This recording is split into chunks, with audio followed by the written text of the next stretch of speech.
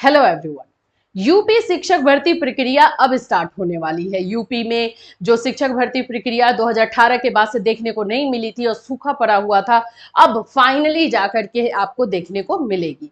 जो high court का order आया था कि आप लोगों को 68,500 के बाद में से जो भी वैकेंसी बची हुई है उन लोगों को जल्दी से जल्दी जो है लिया जाए, अब वो कोर्ट ऑर्डर मिल गया है हमारे हाथ। तो कोर्ट ऑर्डर में क्या क्या चीजें हैं, कौन कौन से पॉइंट्स पर बातें की गई है और कितने दिनों के अंदर ये वैकेंसी निकालने की बात है, कौन कौन से लोग इसमें फॉर्म भर पाएंगे, फ्रेशर को मिलेगा मौका या नहीं, ये बहुत सारे क्वेश्चन है। डीएड डीएलएड रहेगा, बीएड रहेगा या नहीं रहेगा, ऐसे तमाम क्वेश्चन हैं जो आप लोग के दिमाग में चल रहे हैं, वो सभी चीजें दूर होगी। कोर्ट ऑर्डर को समझेंगे, साथ ही साथ ये प्रक्रिया कब से स्टार्ट हो सकती है उसके बारे में भी बात करेंगे। सो फ्रेंड्स, चैनल पर पहली बार विजिट कर रहे हो तो चैनल को सब्सक्राइब कर लेना, बेल आइकन को हिट कर देना। यहाँ पर आपको यूपी शिक्षक भर्ती से रिलेटेड हर इंफॉर्मेशन दी जाएगी।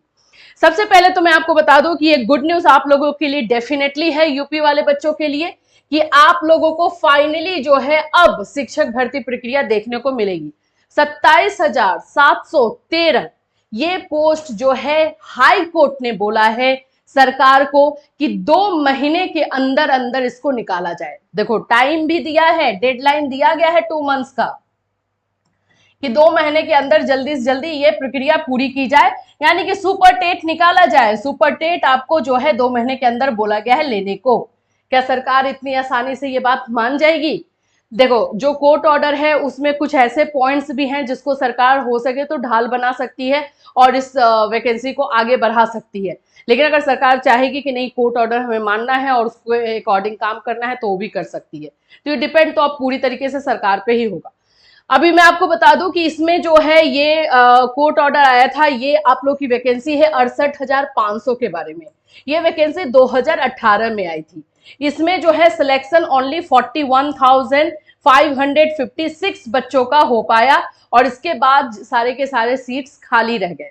ये लड़ाई जो लड़ी जा रही थी वो आप लोग का सिलेक्शन जो परसेंटेज दिया गया था उसको लेकर के है। मैं आपको यहां पर दिखा दूं, ये जो लड़ाई हो रही थी 40 to 45 को 30 to 33 करने को लेकर के जो है ये लड़ाई लड़ी जा रही थी। जैसे यहाँ पर आप देख सकते हो 2018 के न्यूनतम मार्क्स को सामान्य आरक्षित वर्ग के लिए क्रमशः 45 to 40 बरकरार रखने का जो है आदेश दिया था। मतलब जो मिनिमम मार्क्स रखा गया था, क्वालिफाइड मार्क्स जो रखा गया था 40 to 45 सरकार ने लाया था। तो जो सीट्स अब बच गए थे उसमें कैंडिडेट्स का कहना था कि अगर क्वालिफाइड मार्क्स को जो है थोड़ा कम कर देते हैं, 32 33 कर देते हैं, तो हमारा सिलेक्शन हो जाएगा।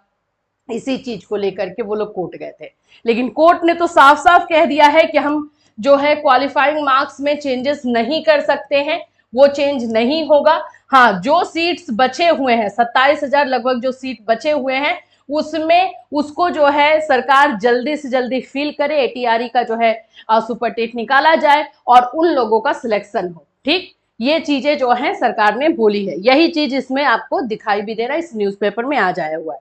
हम चलते हैं कोर्ट ऑर्डर पर और वहां पर समझते हैं कि क्या लूप हॉल है और कैसे सरकार इसमें बच भी सकती है। ये तो आप लोगों को कोर्ट ऑर्डर दिखाई दे रहा, बहुत सारे पेजेस, बहुत सारी चीजें इसमें लिखी गई है। देखो, मैं मेन चीजें जो है आपको बता देती हूँ। ये 35 नंबर पॉइंट्स में अगर आप आते हो तो यहां से आपको मेन चीजें जो है मिलना स्टार्ट हो जाएगा। There is another aspect of the matter which requires our consideration. Out of 68,500 vacancies for which qualifying examination was held, only 41,556 candidates were qualified. तो यहाँ पे बताया जा रहा है कोर्ट ऑर्डर में कि 68,500 में से सिर्फ 41,556 का जो है सिलेक्शन हुआ। तो पोस्ट हमारे पास और कितने खाली रह गए हैं? 27,713 ये पोस्ट हमारे पास खाली रह गए हैं। ठीक है, इसके बारे में है which the qualifying examination ATRE 2018 was held. अभी देखो, यहां पर बोला जा रहा है कि गवर्नमेंट को ये बात बोला गया है कि इसमें क्वालिफाइंग मार्क्स में चेंजेस नहीं किए जा सकते हैं, वो एज इट इज रहेगा। लेकिन इसको जो है, जो सीट्स आप लोगों के बचे हुए हैं उसको जल्द से जल्द जो है उसको वैकेंसी निकाली जाए और इसको फिल किया जाए। ये एक चीज जो है दे दिया गया है। देखो, ATRE shall be taken within a period of 2 months from today, and in that context, the relaxation of age pertaining to the appellants herein shall be considered as far as it may be permissible as per the law.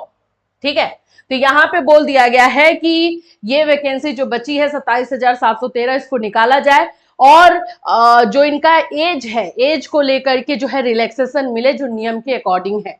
If there are any legal impediments, then an advertisement to this effect should be published in at least 2 newspapers, one in Hindi and another in English, having wide circulation throughout the state of UP, so that the candidates may at least know as to why the said examination is not being held. अब देखो यहीं से लूफॉल जो है government को मिल जाएगा.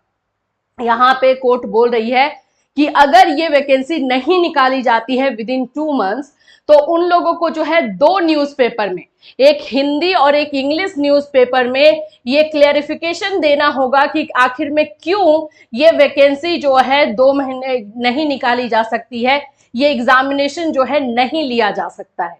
तो यहाँ पर यूपी गवर्नमेंट के हाथ में एक तरह से देखा जाए तो कोर्ट ने दे दिया है, क्योंकि उनको बस क्लेरिफाई करना होगा कि अभी वो क्यों ये वैकेंसी नहीं निकाल सकते. निकालेंगे तो वो, लेकिन अभी क्यों नहीं निकाल सकते हैं, यहाँ पर उनको एक तरह से जो है पॉइंट मिल जाएगा. तो इसीलिए है ये जाहिर सी बात है ये वैकेंसी तो डेफिनेटली आने वाली है. कब तक आएगी, किस टाइम में देगी, ये सब सरकार के हाथ में है. अब बात आ जाता है कि क्या इसमें फ्रेशर को मौका दिया जाएगा. यही सरकार के लिए चैलेंज बनेगा कि सरकार ये सोचेगी गवर्नमेंट कि इतने दिनों के बाद अगर वैकेंसी आ रही है और हम फ्रेशर को मौका नहीं दे रहे हैं, इतने दिनों से जो बच्चे वेट कर रहे हैं, DLED BEd ये सब करके बैठे हुए हैं, उनको अगर हम नहीं देंगे मौका तो फिर क्या. तो यहाँ पर सरकार अब कैसे ये पूरा स्ट्रैटेजी बनाएगी, क्या पूरी तरीके से स्टेट गवर्नमेंट को जो हाई कोर्ट का है वो लेकर के चलेगी स्टेट गवर्नमेंट, यही देखने वाली बात है. दूसरी चीज है कि ये आप लोग का क्वेश्चन आ रहा है बीएड वालों को मौका मिलेगा कि नहीं. देखो बीएड वालों का चांस इसमें नहीं बन रहा है. 2 चीजें हैं, 2 सिचुएशन की वजह से बीएड वाले का नहीं है. सबसे पहला तो ये 2018 की वैकेंसी है, उसमें भी बीएड वालों का सिलेक्शन नहीं हुआ था, बीएड वालों का नहीं लिया गया, तभी तो उतनी वैकेंसी बची हुई थी. तो ये उस समय उनको इंक्लूड भी नहीं किया गया था.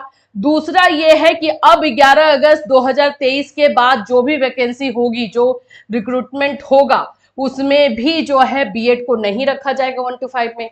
तो ये दोनों सिचुएशन जो है बीएड के अगेंस्ट में जा रहा है. तो इसीलिए चांसेस नहीं है कि बीएड को इसमें रखा जाएगा. ये डीएलएड बीटीसी वालों के लिए ही रहेगा ये वैकेंसी. अब सरकार किस तरह से इसको लेती है, फ्रेशर को मौका देगी कि नहीं देगी, ये सरकार के हाथ में. तो ये चीजें जो हैं इस वैकेंसी से रिलेटेड आई है.